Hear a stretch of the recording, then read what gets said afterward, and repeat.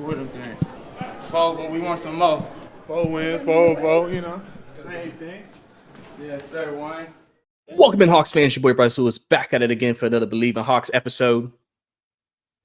The Hawks have now extended their winning streak to 4 games after beating the New Orleans Pelicans tonight, 124-112 in Atlanta, in a game where Hawks kind of first half sleepwalked their way through it, but really picked it up in the second half and were able to take the game home in the fourth quarter. Obviously, DeAndre Hunter, a big part in that, finishing with 22 points in the game.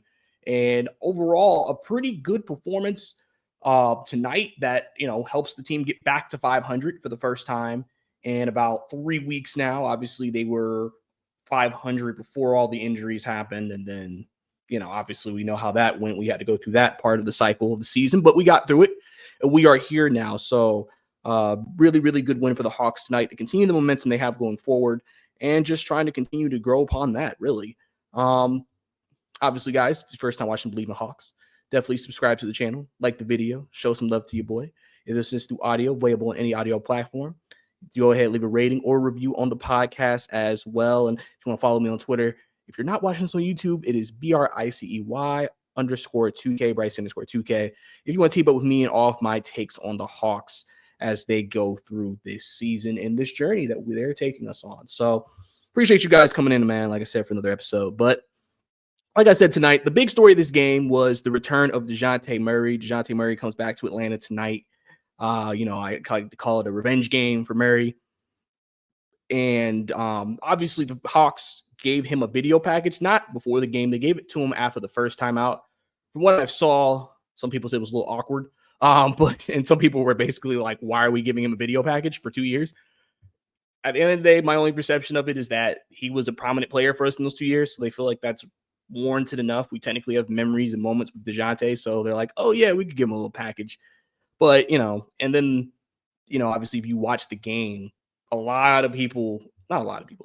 some people in the game, you could hear booing when Dejounte had the ball. From what I've saw on social all day leading up to this game, people are still kind of iffy with Dejounte. I know Dejounte obviously beefed with some fans when he was here.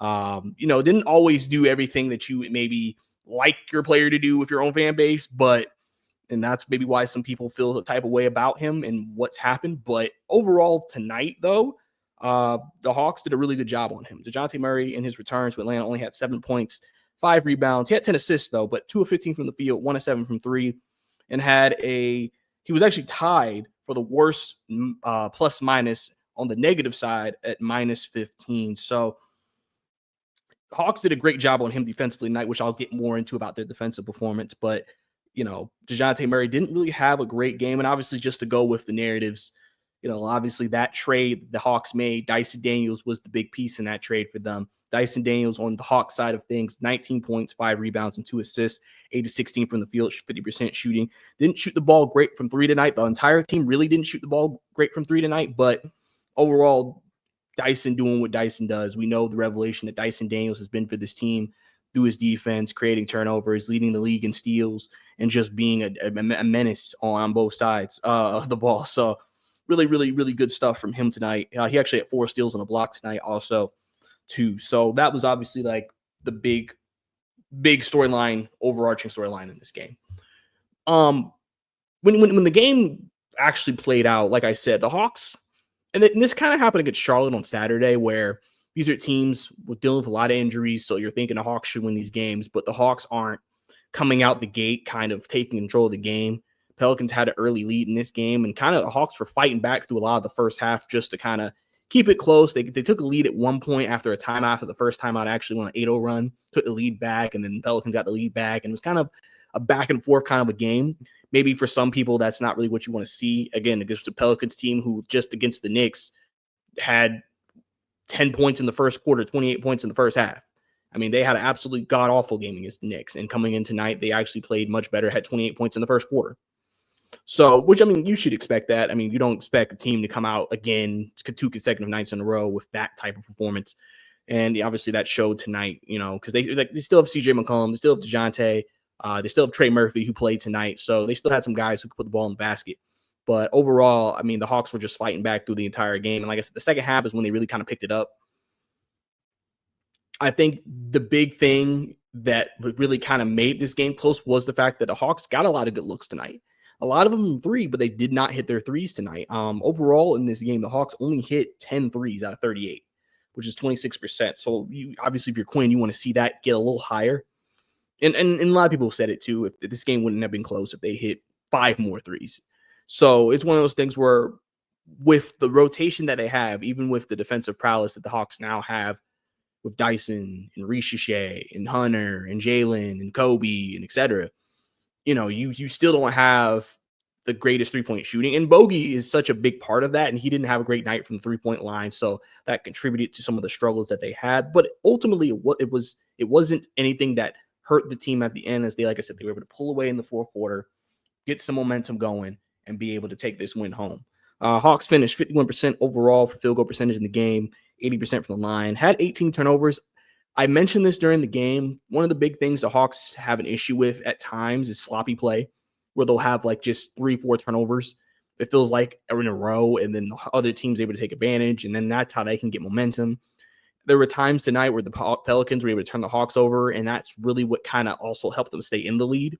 So I've always said when the Hawks clean it up, they usually play really good basketball. And I think against Cleveland, obviously, those 2 impressive back-to-back wins against the best record in the league and the Cleveland Cavaliers, the Hawks were able to kind of control those turnovers and able to play within the system, and that allowed them to be able to have really good offense against Cleveland because Cleveland wasn't able to get out in the break and create extra opportunities for themselves. So, and that's really the big thing. That's why, I mean, you always hear any coach tell you a lot of turnovers is bad because you're creating easier points, fast break opportunities for the other team. And the Hawks, like I said, at times this year have had high turnovers, and they had 18 tonight. You obviously want to see that number lower. You usually want to probably see that number below 15 most games. Obviously a really good game is 10 and beneath, but just something to, the Hawks have to continue to work on. They did make the Pelicans turn the ball over 16 times. Hawks had 30 assists again tonight. Hawks, if you notice the last few games, the assists have been a big number, as like people like to call it. They call it Quinnball, as they've tried to be more of a team-centric attack instead of a Trey Young-centric attack, where they had 30 assists this game. They had 39 the first Cleveland game. I believe they had 32 the second Cleveland game, and then they had 27 against the Charlotte Hornets. So you can see a big part of the recipe of winning is creating good looks, passing the ball, because Quinn wants them to always try to find the best shot on every possession if possible, whether that's a open three, or driving to the paint, or just like getting someone in stride for an easy cut to the rim, basket, create those easy opportunities for other guys.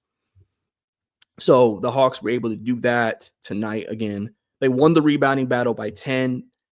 Pelicans did have 4 more offensive rebounds, but overall, Hawks won the overall rebounding battle. 4 blocks, 12 steals tonight as well. So as you can see, the Hawks, like I said, played a pretty solid game for the most part. And like I said, the Pelicans, we know what they've been going through.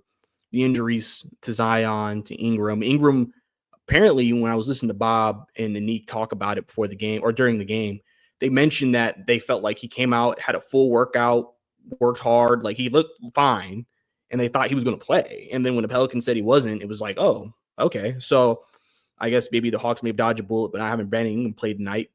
But, that's just, again, maybe that's just the Pelicans siding on the side of caution with their players, not going ahead and saying, hey, let's put them out there and potentially risk a further injury to a guy that we know is very important for them. So that obviously has been a big part of the Pelicans season. I think one of the interesting things now with their season that I think is an interesting question to ask is you've won 4 games. You're not, you assume that you get more healthy and you'll improve, right? But is there a part of you that now maybe starts considering tanking, especially with the looming Zion Williamson question? He's not healthy again. We don't know when he's going to be back. Clearly, it's just he won't be healthy. It seems like as a Pelican, you potentially have this generational, really good, strong draft class coming in, a couple of top guys, Cooper Flagg, Ace Bailey coming in.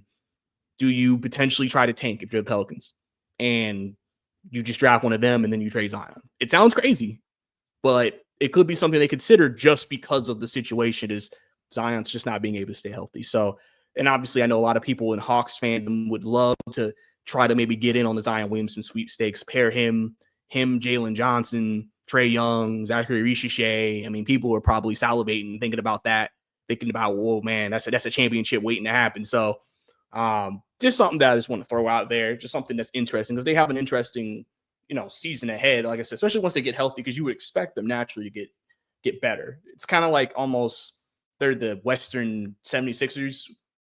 You would think with the talent that you see that they should be better, and then they're not. So that's kind of something, just a little tidbit to put out there. But overall, let's get into the player performances tonight. Trey Young tonight. Again, Trey Young's been going through this stretch where they're trying to work and create secondary scorers and playmakers. And so they've asked Trey I feel like they've asked him to kind of take a step back, obviously score when there's opportunities. But, if you've watched the Hawks for years, especially during the Trey Young era, a lot of their success has been dependent on Trey getting you like 30 points, 10 assists, right? And I think Quinn came into this offseason and kind of said, listen, that's great that you can do that. But for us to maybe have a sustainable winner and a better overall team brand of basketball, we kind of need you to take a step back from that position. Now, obviously, we still need you to score, but, maybe not being as aggressive. Now, tonight, he did shoot 16 shots. He was a little bit more aggressive tonight with the shot. We've seen some games recently where he shot only 7 field goal attempts, 12 field goal attempts. So, and not being like overly aggressive. We've even seen him even tonight. He did make me upset one time. He had a fast break basket wide open and he passed it, which was a turnover. I was like, I don't know if that's just him trying to decide it's just a time where I should try to throw a pass. It's just a time where I need to be aggressive offensively. All of these things are, part of the decision process that he has to make. But I mean, if you look at the stat line, 12, 8, and 15, because if you notice these stat lines, they're not wowing you offensively. 12 points tonight, you're like, oh, that's a bad game for Trey. But he had 15 assists. And that's really where you see that that number has increased during this win streak and during the last few games in general. Obviously, we know he had the 2020 game against Cleveland, 20 points, 22 assists. He's had 18 assist games, 16 assist games. He had a 15 assist game tonight. You see that has been a big emphasis for him. Quinn mentioned that he thinks Trey could even have bigger assist numbers realistically. And that tells me that if he's saying that, that's kind of what he's viewing as a success for Trey Young on a night like this. What are your assists? Are you getting your teammates involved? Are you keeping them involved? Are you getting them good looks? Because you're going to already attract the defense because of who you are. We know teams like the blitz Trey, double team Trey.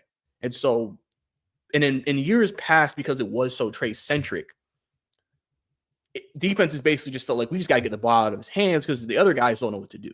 Now with the system that Quinn has put in place, other guys are now developing roles and other guys are able to handle the ball. And so now, even if they get the ball out of Trey's hands, they're still able to generate offense, still move the ball, and still have success. So now it's like if a team wants to do that to Trey, it doesn't necessarily mean that you're now going to stifle the Hawks offense. Now, there's obviously a growing period that has to happen here. And so there's going to be some games where it's not pretty. It's 82 game season. It happens. Every team goes through it. But obviously the Hawks are trying to develop something new and different than they've had. And it's new for Trey and it's new for a lot of the teammates like Bogey and them who's been here. But their roles really don't change. They're just being asked to be more aggressive. And so even with that, Trey had was a 20 plus on the court. Net positive. So even with him scoring 12 points, the Hawks were at their best when he was on the floor. And so that, again, is just showing the evolution of what they're trying to do with him, with the team, as they feel like, okay, we don't need 30 and 10 Trey to be able to win games. We can now get a Trey who maybe scores 18 points, but if he has 16 assists, we feel like that's just as effective. And so you've seen that. You've seen it during this win streak, something they're going to continue to develop as the season goes on. And Trey Young is just – and Trey Young's going to have a game where he's going to break out offensively. And trust me, postseason comes around, you kind of have to be like, all right, Trey, we definitely need you offensively in certain situations because, playoffs are about your stars. But that's obviously a long ways away, and there's still much building to go until that. Dyson Daniels tonight, like I mentioned, 19 points tonight. I can only say so much about him. I mean, he's been a guy who does everything. He leads the league in steals, deflections, a guy who he was much more aggressive tonight, which I really liked. He shot 50% from the field, 8 of 16. Three ball wasn't all there. He's been really struggling with that, I would say, in these last few games. But overall, aggressive, attacking the rim, going after, Pelicans defenders, and just creating opportunities off of that. Because when he drives, it's making defense have to defend him. Because the thing is, it's easy to sometimes say, we're just going to let Dyson shoot. But if he attacks, the defense has to honor that. You don't technically want to let up easy layups. So Dyson tonight, he was their second highest plus minus. Your backcourt very much was a plus minus. So if you combine the two together, that was a 38 plus net positive. If you combine Murray and CJ McCollum, their starting backcourt, it was a negative 22. So we see whose backcourt won the battle tonight. And Dyson and Trey Young won that battle, both of them doing what they need to do out there. Jalen Johnson, 19, 8, and 5 tonight, continues to kind of just get consistent stat lines.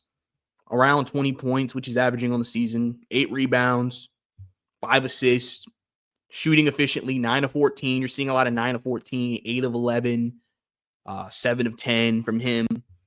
Not, 1 of 4 from 3, but pretty much tonight, under control, calm. You're seeing the continued growth of Jalen Johnson. A lot of people are talking about him continuing to play at this level, potentially maybe getting an all-star conversation. Guy the Hawks paid before the season started, have a lot of believes in what he can do and what he can grow into for this team. And tonight he continues to show that, and I think Jalen is just a guy who, again, he will be the primary secondary playmaker, because even when Kobe's on the floor and, other guys, they will run offense through Jalen. They'll say, Jalen, get at the top of the key, and we're going to run a play. Let's execute this offense. Let's try to find the best shot available. And the fact that you have a guy who is basically your 4, who is able to do that, that's what makes Jalen Johnson such an intriguing player and such an interesting player to a lot of people in the league, because he has that ability and he's shown that. And that's been a big benefit for the Hawks, because Quinn knew coming into this year, big part of this season is how far can Jalen take us from his playmaking perspective. Because at the end of the day, we can sit here and say, yeah, we need you to score the ball. That's going to come naturally, though. We naturally expect you to take that jump, because now you're the number 2 option. Just Dejounte's not here anymore. And he's done that. And I think, again, even though you're not getting the 30-point games from Trey, you don't need it, because you have other guys like Jalen and, Ricochet, Daniels, Hunter, giving you offense because of the type of offense they're running, creating good looks for everybody, trying to create open shots, and then the guys making their shots puts you in a position to win games. So, Jalen Johnson continues to play really well, really happy about what he's done. Clint Capella tonight, Clint really was good offensively tonight. 9 points, but really it was the boards. He was on the offensive glass tonight in a matchup where, Pelicans still had a couple of bigs. Obviously, Daniel Tice isn't nobody's really, batting an eye at Daniel Tice. But overall, Clint Capella had a really good game on the boards. And like I said, that is the one thing, as much as people crap on Clint Capella and talk about him being the Swiss Kwame Brown, Clint Capella still can get boards. And sometimes you just need a guy who can just get those for you, end possessions, and not give the team the other chance to take another shot. And Clint Capella can do that for you. And then when he can give you some offense too, it's like a plus. I always said it, like Tony Allen back in the day, if you get something from him, it's a plus. Thabo Sefolosha, it's a plus. There's just certain guys who are just like, if we can just get something from you, that's a plus. But it's not what's required of you. That's not your role on the team to score 15, 16 points a game. Clint's giving you 17 rebounds. You're pretty happy with what you're getting from him, especially in a night where, the center minutes fluctuate between him and Okongwu. Tonight, he played 29. Okongwu played 19. And it makes sense based off what I just told you. Ricochet tonight, 13 points, 1 rebound, 1 assist, 5-11 from the field. And really, Ricochet, I kind of mentioned this last episode, his impact really has been on the defensive end. He has played extremely well defensively for a 19-year-old kid in the league, adjusting to the game from France and playing with the type of tenacity. And he's talked about guys like Dyson Daniels, his activity, his ability to create steals, deflections, kind of motivating him, kind of making him want to add that to his game, be disruptive as well. And you've seen that. Tonight he only had a steal and a block, but he was in on a lot of like low man help, helping create turnovers for other guys, things like that. And so Ricochet, he was kind of in the 15 to 20 minutes tier, but in the last 3 games, he's been in that 20, 25 minutes tier. So clearly Quinn is giving him a little bit more minutes, trusting him a little bit more because he knows about his defense. I believe I saw earlier today, the Hawks is one of the best Hawks lineups. And I think is one of the top 10 lineups in the game from a net positive perspective. Is their Trey Young, Dyson Daniels, Zachary Ricochet, Jalen Johnson, Clint Capella lineup, which makes sense. That's one of the strongest defensive lineups they can put on the floor, I guess, outside of taking Trey off and putting in Kobe or Keaton Wallace. So, but in terms of balance, you're still getting some offense with that lineup, but you're also still getting defense. Because, remember, the story of last year was starters sometimes weren't giving you a lot offensively, but your bench was. Now, starters are giving you 12, 19, 19, 9, and 13. You can work with that. And then your bench continues to give you production. Now you're getting two different lineups from your starting to your bench, giving you production and creating an overall better team brand of basketball, which is leading to the success they've been having as of recently. And Ricochet has been a big part of that. So, and especially because it's helped Hunter not have to start, which I think a lot of people prefer him in a bench role because they feel like that's when he's played his best basketball. But at the same time, Quinn Snyder is finding out and seeing, okay, how can we help Hunter be the best version of himself? That is something I will always say that Nate McMillan never did with the players. He just said, this is my offense. Y'all make something happen. Quinn is like, okay, how can we best use you for you to be productive for us in the role we need you for this team? And I think he's done that with Hunter. Because Hunter, like I said, 22 points tonight. He has scored 20-plus points in each of the last 4 wins the Hawks have had. Getting that type of production off the bench has been great. And it's paid off. And then obviously he's a guy who can play starter minutes, can finish games. So you can always go to that if you need to. So you still have the basically exact same flexibility with DeAndre Hunter, even if he was starting. But now you're able to bring him off the bench, bring him in another unit, kind of look at it as like a change of pace. He had the highest plus minus on the out of the bench with 9. And like I said, I remember, like I said, last game, Quinn mentioning he's been working with Antonio Lang to work on his 3-point shot, help it become a quicker release. And that's really helped. He was 4-7 tonight from 3, 8-14 from the field. So, Hunter has obviously just been huge for this team. And like I've said multiple times, and I'll say it again, this version of the Hawks, DeAndre Hunter, is important. Might scare some people because of his injuries, but at the same time, if he stays healthy and he plays this way, you can see the lift that it brings. Like, this is the first time you can say DeAndre Hunter's play is impacting the team. Before, he was just a part of what the team was doing. Now you can see it's like his play is impacting the team in a positive way. I saw people obviously talking about having Dyson, having Ricochet has helped him. And I even mentioned last year having Jalen Johnson emerge has helped him because now he can now play a particular role instead of being, like I like to say, the wing. Like before, if you made him a third option, it's like, well, he can't do what he's doing now. He has to play a little bit differently because they need him more. Now, he's coming off the bench. Technically, you could say he's not even their 5th option, I guess, technically.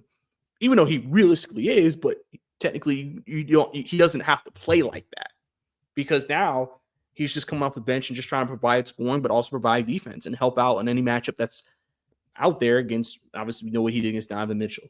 We know what he did tonight against, Trey Murphy and them. So Hunter continues to play really well. Bogey didn't have a great night tonight. Bogdanovic didn't have a great night. 8 points, 4 rebounds, 3 assists, 2 of 10 from the field, 1 8 from 3. After the game, I saw on Twitter, Bogey was in the arena getting some shots up after the game. And, Bogey has had an up and down, time since he's gotten back from his injury. Had some good games, but he's also had some stinkers. I think overall with Bogey, I trust him. He's a professional. He's a guy who comes in, blue collar guy, works hard. We know what he can do. We saw it on the Serbian team. We've seen it with the Hawks the last few years. He's committed to trying to be the best he can because he knows if he's playing really well, if he's hitting threes, if he's providing that spacing because he is that shooter that teams worry about, it'll only help overall with what they're trying to do. And so I think especially tonight, because he had a lot of good looks tonight. He had a lot of open threes tonight that he missed. And so and Bogey, when he misses, it almost feels like he's missing by a hair. Outside of one air ball, he missed by a hair. And so not worried at all about Bogey. I think he'll get it right. Obviously, we'll need him against Milwaukee on Wednesday, but I think he'll be good to go. Congu tonight, only 19 minutes, 12 points, 4 rebounds.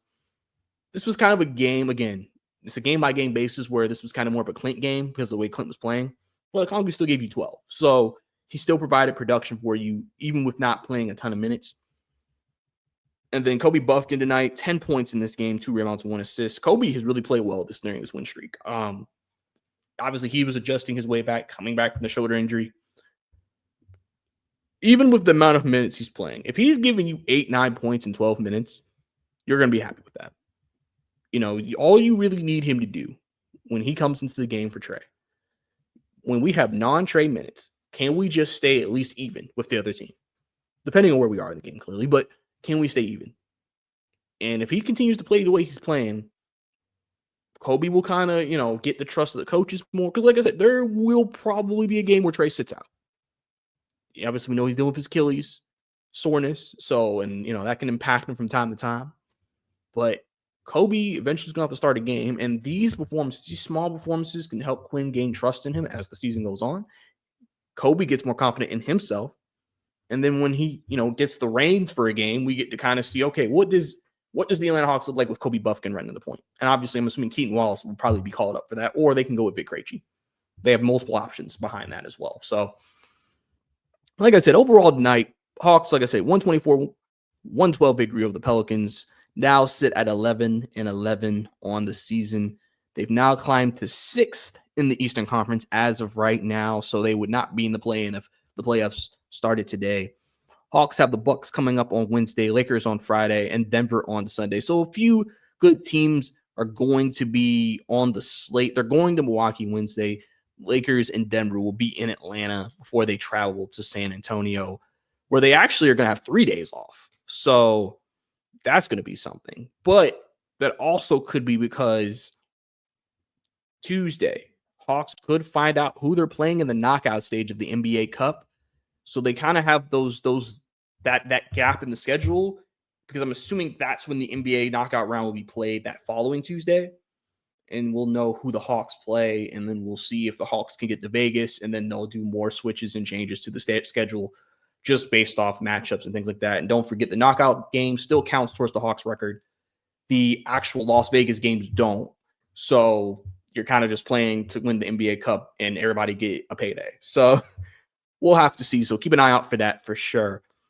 And everything under the sun. So I think that's about it for me tonight, guys. Appreciate you guys tuning in for another episode of Believe in Hawks. Like I said, don't forget to follow me on Twitter, Bryce_2K. Also, if you're watching this on YouTube, like the episode, subscribe to the channel, like the video. Leave a comment down below if you have any thoughts about what we talked about, anything that you feel like stood out to you from tonight's game. And Dejounte Murray's return that was spoiled by the Hawks.